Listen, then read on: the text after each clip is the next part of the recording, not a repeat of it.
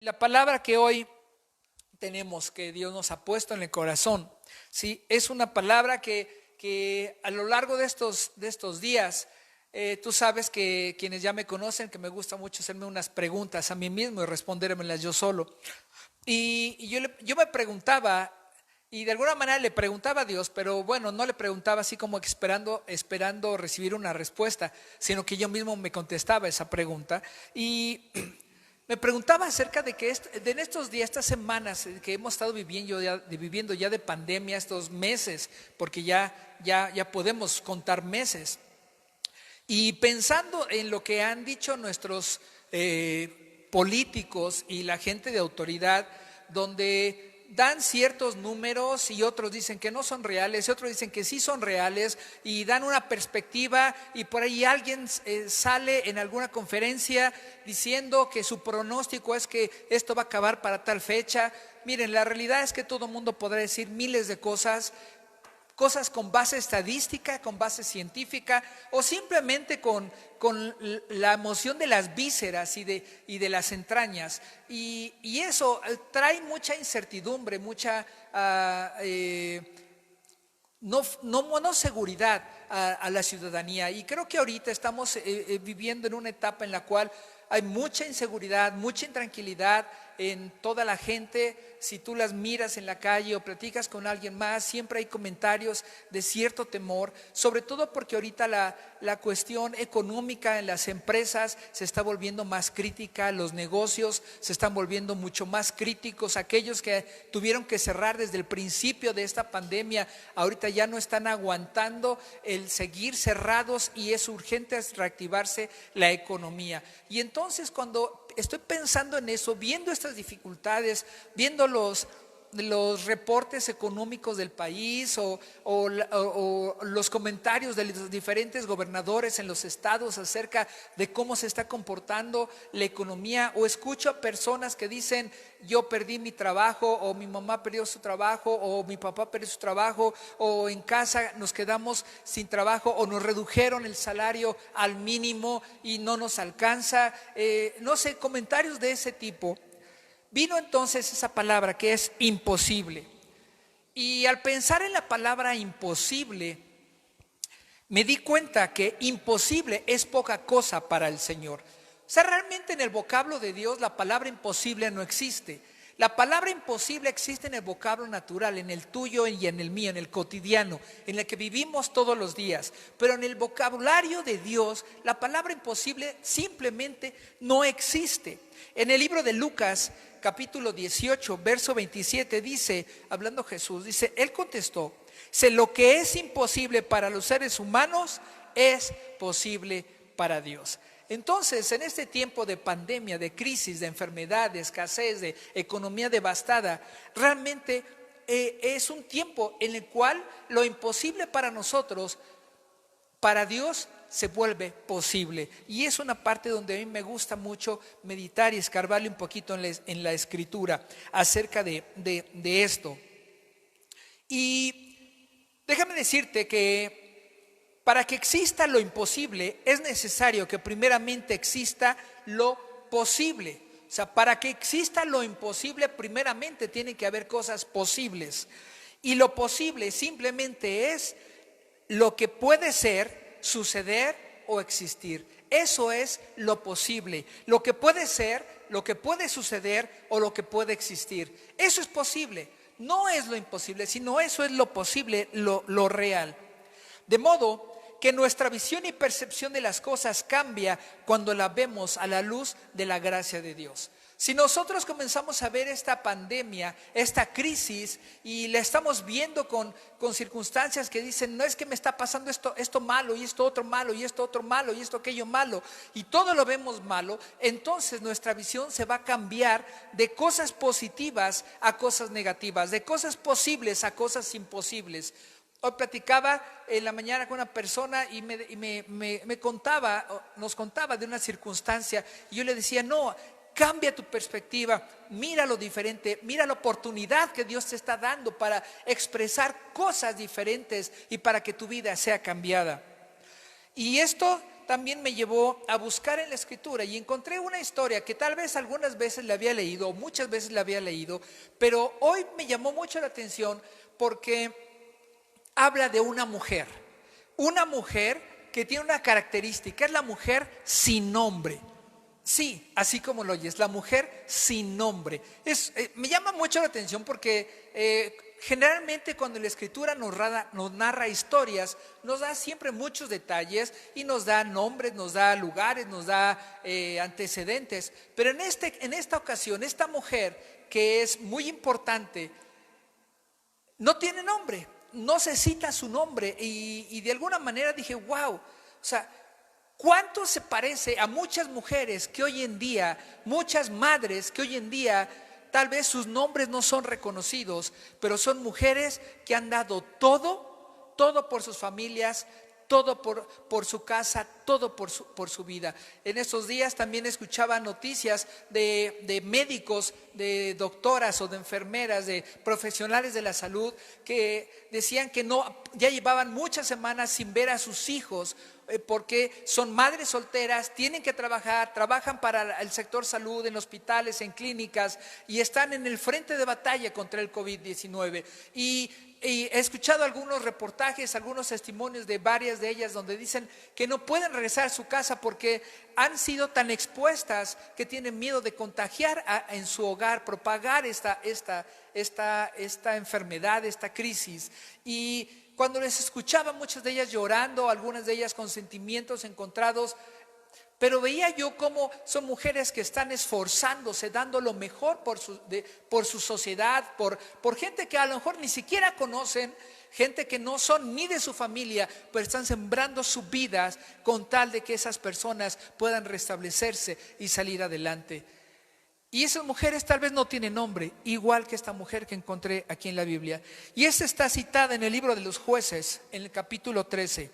Y esta mujer tiene una particularidad. Esta mujer fue la madre de un hombre que fue listado en el libro de los Hebreos como columnas de fe, como pilares de fe. Aunque fue un hombre que en determinado momento de su vida decidió hacer lo malo delante de Dios y despreció lo que Dios le había dado, la bendición que Dios le había dado, la despreció, la cambió por el placer.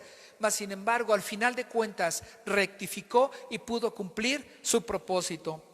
Esta narrativa de Jueces capítulo 13 nos habla acerca de donde un ángel de Dios se le revela y le revela el plan de Dios, no el plan de los hombres, sino el plan de Dios sobre la liberación de Israel de manos de los filisteos a esta mujer. Y se lo revela 40 años, 9 meses antes de que sucediera esta liberación.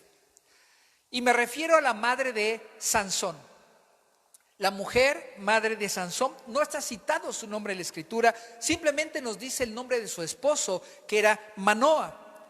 Y dice la Escritura que el ángel de Dios se le apareció a ella y le dice que ella era estéril y le dice que iba a concebir un hijo y que ese hijo iba a ser el libertador del pueblo de Israel. Pero no solamente le dice eso, porque también le dice que lo que Dios iba a hacer con ese hombre iba a ser portentoso y milagroso. Pero además de eso le menciona el ángel a la mujer cómo iba a hacer sus cuidados prenatales, cómo iba ella a alimentarse, cómo ella iba a cuidarse y aún cómo iba a cuidar al niño una vez que naciera. Y todavía le dice cómo iba a ser su alimentación, cómo iban a ser sus cuidados, pero también le dice que inclusive no le iba a cortar el pelo. O sea, le da muchas instrucciones porque le dice que ese niño iba a ser apartado para Dios. Aquí lo maravilloso es que Dios le revela a esta mujer a través del ángel los planes de Dios a ella. Cuando pasa este encuentro, ella va con su esposo, con Manoa, y le dice: oye, amado, fíjate que vino a mí un hombre, se me apareció un hombre que tenía la imagen del ángel del Señor. Y me dijo esto, que íbamos a tener un hijo, que iba yo a quedar embarazada. Y me dijo lo que iba a hacer, cómo le iba a dar de comer y todo. Y el esposo en lugar de encelarse, decirle: mujer, ¿con quién estás hablando? ¿Tú qué estás haciendo? Estás loca, ya viste muchas novelas, ya viste mucho el Facebook, ya estuviste pegada en tu celular todo el día. No, simplemente le dijo: wow, eso te dijo, sí, sabes, yo quiero más. Y entonces este hombre se puso a orarle a Dios. Manoa estuvo orando a Dios, intercediendo a Dios y pidiéndole que así como le concedió a su esposa ver al ángel del Señor, también le concediera a él verlo, tuviera un encuentro con él para que le dijera cómo tendría que educar a su hijo, qué tenía que hacer con su hijo. Dice el verso 6 del capítulo 13 que estamos viendo. Dice: la mujer fue a donde estaba su esposo y le dijo: un hombre de Dios vino a donde yo estaba. Por su aspecto imponente parecía un ángel de Dios. Ni yo le pregunté de dónde venía, ni él me dijo cómo se llamaba. Aquí como que el ángel no le dijo nada en cuanto al nombre, pero la Biblia también nos dice, no nos dice nada en cuanto al nombre de esta señora. Y en el verso 8 más o menos es donde Dios le responde la plegaria a Manoa, al esposo. Dios oyó la oración del esposo. Los esposos son muy importantes. Desgraciadamente en México, por nuestra cultura, yo creo que en muchos países del mundo, Satanás se ha encargado de venir a robar la identidad de los esposos, la identidad de los varones de casa, los padres de los hijos, porque con tanta facilidad al hombre se le hace tan fácil abandonar el hogar, abandonar a los hijos y privarles de esa identidad, de esa seguridad, de esa certeza. Pero en este caso este hombre Manoa era un buen padre que amaba a su esposa, era un buen padre que honraba a su esposa, pero honraba sobre todo a Dios y buscó a Dios para pedir dirección. Dios respondió a la plegaria y envía nuevamente al mensajero, al ángel. Pero me llama la atención que el ángel, en lugar de ir con Manoa, siendo que la oración de Manoa había sido escuchada por Dios y respondida, Dios permite o manda al ángel que se le presente nuevamente a su esposa. Nuevamente. Y es allí donde digo: Señor, quiere decir que entonces esta mujer era sensible a las cosas tuyas, era sensible a tu voz, era sensible a tu llamado. Esta mujer te amaba sobre todas las cosas. Esta mujer era una mujer virtuosa y que tú la estabas preparando para ser una madre poderosa, una madre fiel, una madre abnegada, una madre llena de virtudes, de favores y de misericordias.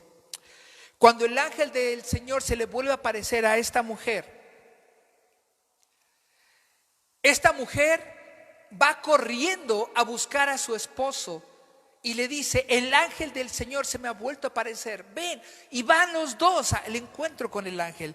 Y en el verso 13 al 14 dice: el ángel del Señor respondió, le dijo a Manoa,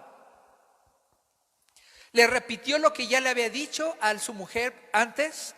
Esto es para que no le quedara duda a Manoa acerca de lo que su esposa le había comentado. Y luego añade: el ángel del Señor respondió, que tu mujer haga todo lo que le he dicho, que no tome vino ni ningún otro producto de uva, ni ninguna otra bebida fuerte, ni coma nada impuro, simplemente que haga lo que le he ordenado. O sea, el ángel del Señor le está volviendo a rectificar la instrucción a Manoa y diciéndole: cuida que tu esposa haga todo lo que se le ha ordenado. Claramente Dios sabía que esta mujer iba a obedecerle al pie de la letra y todas las instrucciones. Pero esta mujer desde el principio conoció que ese hombre parecía el ángel mismo del Señor.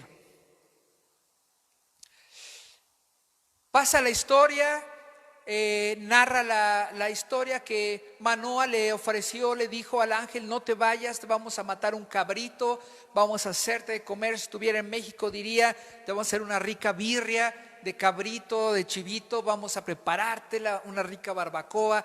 Y el ángel le dijo: ¿sabes qué? Está bien, pero aunque me quede, no voy a probar nada. Mejor lo que vas a preparar, ofrécelo en holocausto quemado a Dios y darle la honra a Él.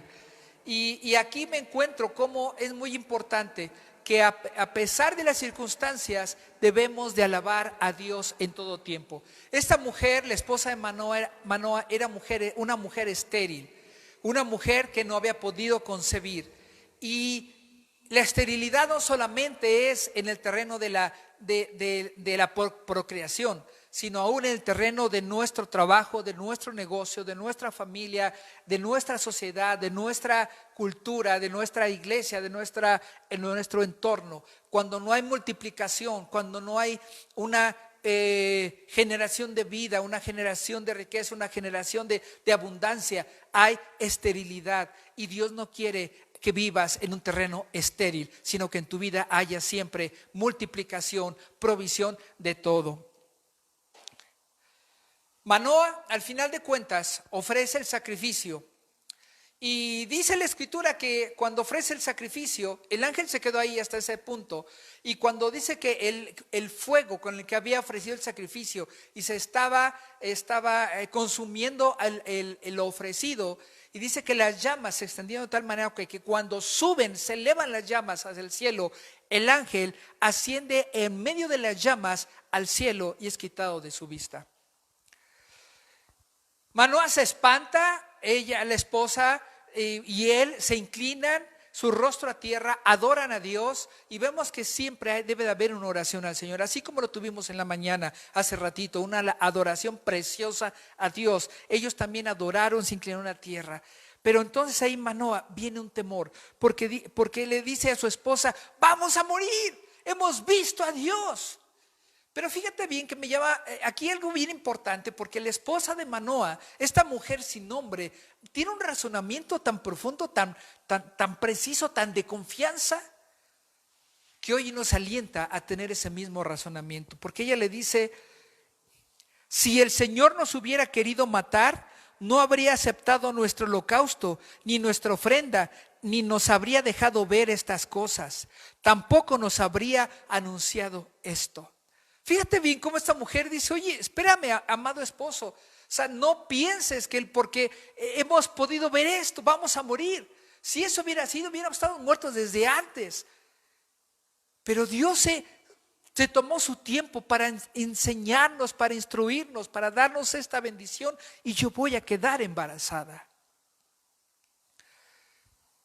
A lo largo de este relato es que la mujer muestra tener un discernimiento y una sensibilidad en las cosas de Dios.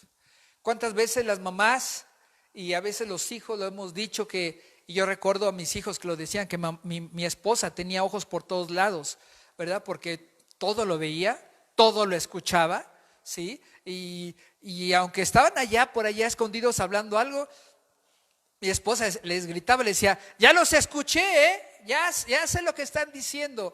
Y así son todas las mamás, parece que tienen antenas parabólicas por todos lados, y yo creo que más que eso, tienen un buen y un fino discernimiento que Dios les ha dotado, con lo cual Dios les ha dado esa virtud. Y aquí hallamos la primera condición para lograr el cambio en nuestras experiencias, el recurso fundamental para hacer posible lo imposible. Y la primera condición es fe. En estos días pasados, domingos pasados y lo que hemos hablado entre semana, hemos hablado de fe, ¿sí? Y la fe, necesitamos que sea una fe que cree y que actúa, que crea y que actúe. Una fe que tenga la habilidad de poner las cosas en acción. El otro día yo les predicaba, les enseñaba, les compartía acerca que estamos viviendo un tiempo de oportunidad. En medio de la crisis, Dios transforma esas crisis en tiempos de oportunidad. Y cuando tenemos fe, y la fe es una fe que cree, también se vuelve en una fe que actúa. Y al actuar, cambia todo nuestro escenario de derrota, todo nuestro escenario de fracaso, todo nuestro escenario de sequedad, de escasez, de infertilidad, lo cambia en un escenario de fertilidad, de prosperidad y de abundancia. En la antigüedad, en el tiempo que aquí se narra esta historia de Jueces, Era un tiempo en que las mujeres estériles eran condenadas en el sentido de que eran relegadas, eran marcadas, eran juzgadas y criticadas porque decían que la maldición de Dios era sobre sus vidas. Pero aquí vemos como Dios dijo, no es cierto. Para mí, la esterilidad es una oportunidad para mostrar mi gloria a la gente. Tomemos como ejemplo otro acontecimiento del Antiguo Testamento para orientar nuestra visión hacia la fórmula correcta para dimensionar lo imposible. En 2 de Reyes, capítulo 3, el profeta Eliseo es consultado por los reyes de Judá, de Israel y de Edom, quienes salieron en guerra contra los moabitas y se encontraron de repente en pleno desierto sin agua para el ejército y para sus animales. Y entonces aquí ellos consultan al profeta Eliseo y la respuesta de Eliseo constituye el reto a la fe que es acompañada de la acción firme. Ellos estaban en medio de un sequedad, en medio de una esterilidad, porque no había agua, no había forma de que pudieran tener agua en medio del desierto. Pero allí el profeta les dice, así dice el Señor, abran zanjas por todo este valle, pues aunque no vean viento ni lluvia, dice el Señor, este valle se llenará de agua, de modo que podrán beber ustedes y todos sus animales. Y esto es poca cosa para el Señor, que además entregará a Moab en manos de ustedes. Fíjate bien, aquello que era imposible para los hombres, poder obtener agua del medio del desierto, para Dios era poca cosa. Por eso, imposible para Dios es poca cosa. Así que yo te pregunto, lo imposible para tu vida ahorita, perdiste tu trabajo tal vez. Tal vez han fallecido personas que están a tu alrededor muy cercanas. Tal vez hay personas, familiares o conocidos que están infectados de COVID ahorita o están recluidos porque están en una cuarentena porque posiblemente pudieran estar enfermos o contagiados. A nuestro alrededor ha habido muchas cosas difíciles y terribles. Y hoy la pregunta es, ¿todo eso es imposible o para Dios se puede convertir en cosas posibles? En estos días pasados hemos pensado, yo he meditado mucho sobre Dios, tal vez lo que yo quiero es que sea algo posible, al final de cuentas no resulta como yo quiero que sea. Pero cuando las cosas suceden y yo puedo ver más allá de mi imposibilidad y logro brincar esa barrera, entonces me puedo dar cuenta que para ti todo fue posible. Porque tú no eres un Dios limitado a los años que físicamente sobre esta tierra podemos estar viviendo, sino tú eres un Dios que llevas nuestra existencia a la eternidad, rebasando la barrera del tiempo y del espacio, y me trasladas a donde yo supero la vida y la muerte. Hay 3 pasos para revertir lo imposible y convertirlo en algo posible. 3 pasos, te los voy a decir. El primer paso es reconocer nuestra propia impotencia, nuestra propia necesidad. Hoy día todavía hay gente llena de orgullo y de soberbia, donde no reconoce su impotencia y su necesidad. Y es necesario, para poder revertir aquello imposible y convertirlo en cosas posibles, es dar este primer paso de reconocer nuestra propia impotencia. Juan, en el capítulo 11, verso 40, Jesús está diciendo, ¿no te he dicho que si creyeres verás la gloria de Dios? En este tiempo de pandemia, son palabras que resuenan desde los cielos, donde Dios nos dice, no les he dicho que si creyeran verán la gloria de Dios. Ahora, aquí el único problema es que, ¿cómo quieres ver la gloria de Dios? ¿Detrás de qué lente quieres ver la gloria de Dios? ¿Quieres verlo detrás del lente que las cosas sean hechas conforme tú quieres? ¿O detrás del lente en el cual tú dices, Señor, que sea hecha tu voluntad así como en el cielo, aquí en la tierra. El segundo paso es el actuar en fe. Para poder transformar lo imposible y volverlo posible, tienes que dar un paso de actuar en fe. Todo mundo dice tener fe, pero muy pocos deciden actuar en fe y dar esos pasos. En lo que leímos acerca de los reyes que consultaron al profeta, el profeta les dijo: aunque no vean viento ni lluvia. O sea, aunque no vean viento ni lluvia, porque posiblemente para ellos la única respuesta lógica, estando en medio del desierto y teniendo la necesidad de buscar agua y de tener agua, era que hubiera lluvia. En esa región en donde está narrando esta historia, sí llega a correr algunos riachuelos en algunas épocas del año, porque hay lluvia en algunas montañas y baja y fluye por ese valle, pero es esporádico. Y eso era lo que tal vez ellos estaban atenidos humanamente hablando, a que pudiera llover y brotar un poco de agua que les pudiera mitigar su sed.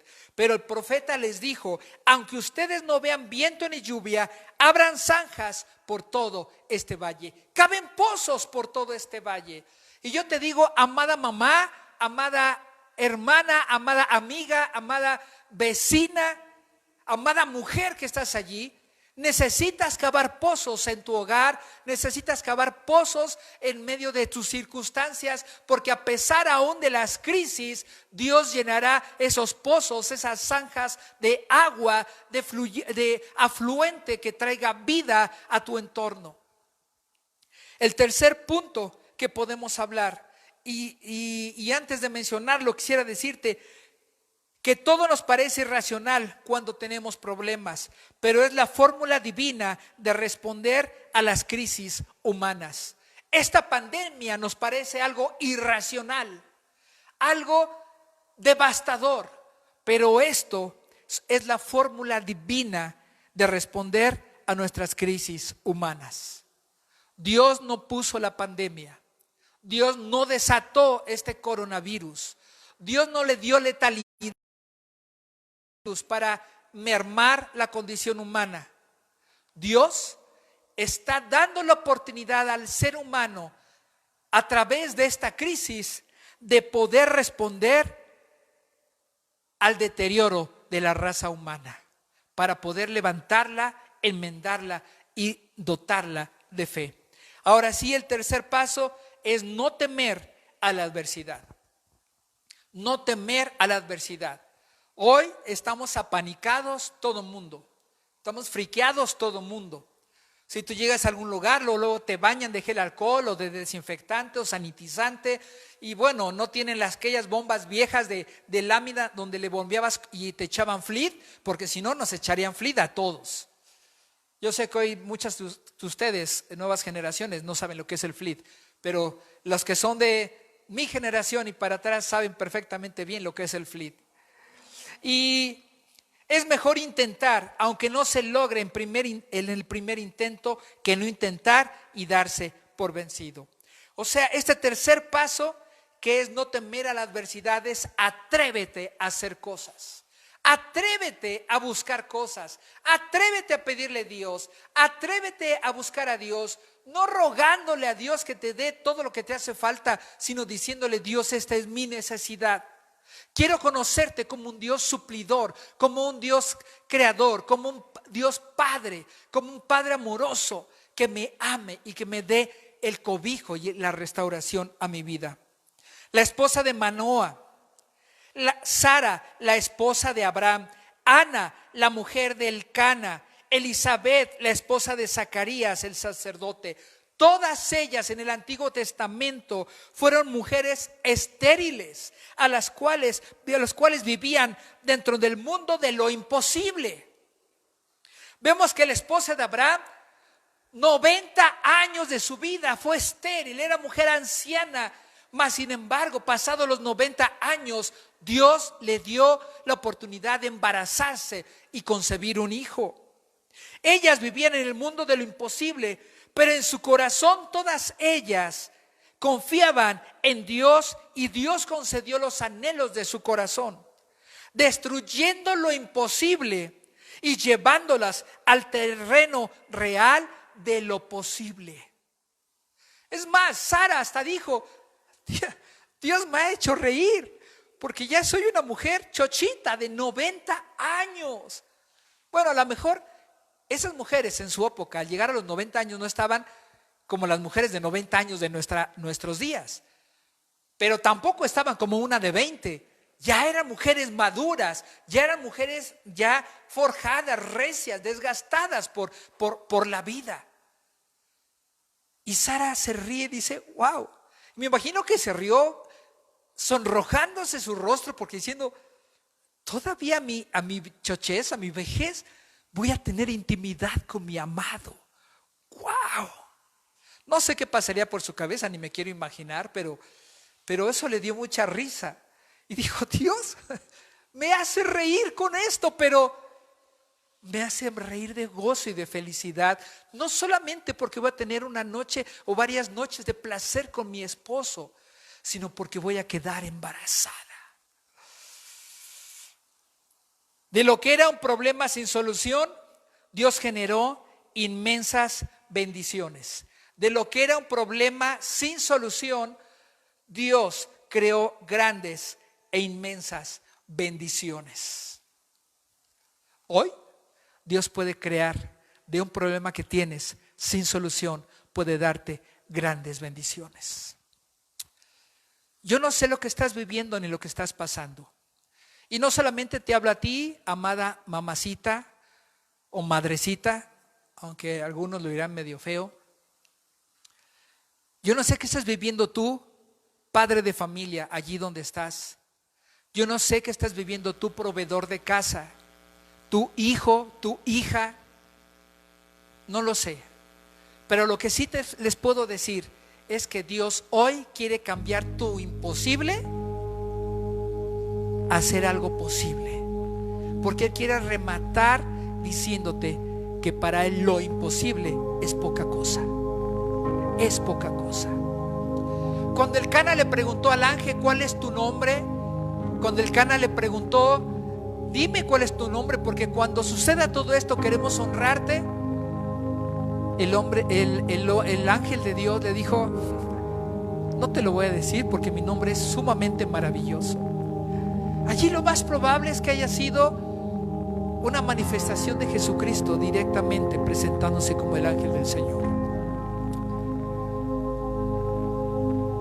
De esta mujer sin nombre nació Sansón. Y vemos cómo la historia de Sansón creció, fue muy fuerte, muy fuerte. Los filisteos le tenían miedo y pavor, pero idearon y confabularon un hecho en el cual hicieron que este hombre cayera, pecara, y le fue cortado su cabello, perdió su fuerza. Y fue llevado prisionero por los filisteos y le sacaron los ojos, lo humillaron terriblemente.